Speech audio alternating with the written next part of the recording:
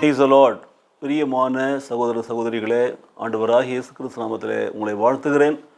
அதிகாலை வேளையில் ஆண்டவராகிய இயேசுவோடு என்ற இந்த நிகழ்ச்சியை காணும்படி வந்திருக்கிற உங்கள் ஒவ்வொருவரையும் கர்த்தர் இந்த நாளிலே தன்னுடைய வசனத்தினாலே நிரப்பி ஆவினாலே பலப்படுத்தி ஆசீர்வதிப்பார்.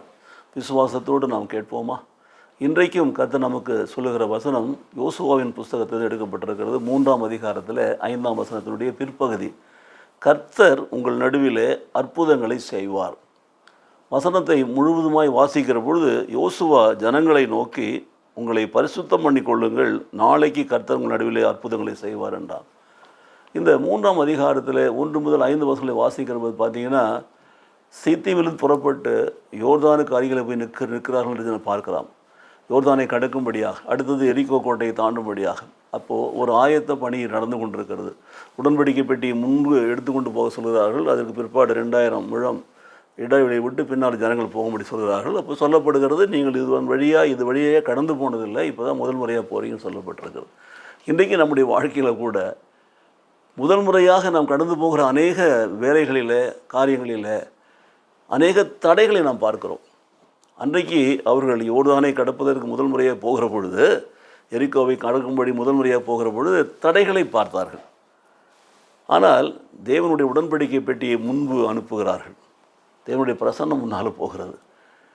அதற்கு கொஞ்சம் இடைவெளி விட்டு பின்னால் போய் கொண்டிருக்கிறார்கள். அப்படி தான் யோசுவா ஜனங்களை பார்த்து சொல்லுகிறான், நீங்கள் உங்களை பரிசுத்தம் பண்ணி கொள்ளுங்கள். அது மிக முக்கியம். If you want to overcome the obstacles in your life, முதல்ல நீங்கள் தேவ சமூகத்தில் வந்து தேவனோடு ஒப்புரவாகுங்கள். உங்கள் குற்றங்களை, பாவங்களை அறிக்கை செய்து தேவனோடு சமாதானமாக மாறுங்கள். உங்களை நீங்கள் பரிசுத்தம் பண்ணி கொள்ளுங்கள். புதிய ஏற்பாட்டு போதையின்படியாக ஆண்டவராக இயேசு கிறிஸ்து ரத்தம் உங்களை கழுவி சுத்திகரிக்கிறது. அந்த இரத்தத்தால் சுத்திகரிக்கப்படுங்கள். பரிசுத்தமாய் நீங்கள் மாறுகிற பொழுது நீங்கள் செல்லுகிற அந்த பயணத்தில் உங்களுக்கு வெற்றி உண்டு. உங்களுக்கு முன்பாக இருக்க தடைகளை தேவன் உடைத்தறிவார். அதனால தான் சொல்கிறாரு, இன்றைக்கு நீங்கள் என்னென்ன 3 நாள் இந்த இடத்துல இருக்கிறாங்க, இன்றைக்கு நீங்கள் உங்களை பரிசுத்தம் பண்ணி கொள்ளுங்கள், நாளைக்கு உங்கள் நடுவில் அற்புதங்களை செய்வார். அதுதான் அதுக்கு அர்த்தம். நாம் ஒவ்வொரு நாளும் நம்மை பரிசுத்தப்படுத்தி கொண்டு தேவ சமூகத்திலே காத்திருக்கிற பொழுது நமக்கு எதனாக உருவாக்கப்படுற எந்த ஆயுதம் வாய்க்காமல் போகும். நம்மை குற்றப்படுத்துகிற நாகுகளை நாம் நியாயம் விசாரிக்க முடியும். நமக்கு உண்டாயிருக்கிற தடைகளை எல்லாம் தேவன் உடைத்தறிவார். நாமும் யோர்தானை கடப்போம், நாமும் எரிகோவை தாண்டுவோம், நாமும் சென்றடைய வேண்டிய கானான் தேசத்தை போய் சென்றடைவோம். ஆகவே நமக்கு தேவை பரிசுத்தம். ஒவ்வொரு நாளும் நம்ம பரிசுத்தம் பண்ணி கொண்டே இருக்க வேண்டும். பரிசுத்தம் பண்ணுகிற பொழுது அற்புதங்கள் பின்னால் வந்து கொண்டே இருக்கிறது. உங்கள் நடுவிலே தேவன் அற்புதங்களை செய்கிறார் என்று நாம் பார்க்கிறோம். எனக்கு பிரியமான சகோதர சகோதரிகளே, அதைத்தான் இன்றைக்கு ஆண்டு சொல்கிறார், The Lord will do wonders among you.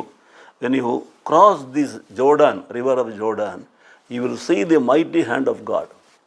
Similarly, when you cross the Jericho fort, you will see the mighty hand of God. So கர்த்தருடைய பலத்த கரம் நம்ம கூட இருந்து அற்புதங்களை, அதிசயங்களை செய்ய வேண்டுமா? ஒவ்வொரு நாளும் நம் நடுவில் அற்புதங்களை நாம் காண வேண்டுமா? நாமை ஒவ்வொரு நாளும் தேவ சமூகத்தில் பரிசுத்தம் பண்ணி கொண்டே இருக்க வேண்டும். பரிசுத்தம் பண்ணுவதனாலே தடைகள் எல்லாம் தேவன் உடைத்தறிகிறார். யோர்தானை எல்லாம் இருபக்கமாக எழுப்பி நின்று குவியலாக நிற்க செய்கிறார். கட்டாந்தரையில் நடந்து போகும்படியாக. எரிகோ கோட்டையை சுற்றி வருகிற பொழுது துதி தோத்திரத்தோடு கூட அதை தானாகவே இடிந்து விழும்படி செய்கிறார். அப்போது பரிசுத்தத்தை வச்சு தான் தேவன் மிக முக்கியமான காரியத்தை கொடுக்குறாரு. அதனால தான் யோசுவா ஜனங்களை பார்த்து சொல்கிறான், இன்றைக்கு நீங்கள் உங்களை பரிசுத்தம் பண்ணி கொள்ளுங்கள், நாளைக்கு தேவன் உங்கள் நடுவில் அற்புதங்களை செய்வார். உங்கள் வாழ்க்கையில் உங்கள் நடுவில் அற்புதங்கள் செய்ய ஆண்டவர் ஆயத்தமாக இருக்கிறார். உங்களை பரிசுத்தம் பண்ணி கொள்வீர்களா? உங்கள் தடைகளை எல்லாம் உங்கள் கண் எதிரே ஆண்டவர் உடைத்து போடுவார், தகர்த்தெறிவார், ஜெயம் கொடுப்பார்.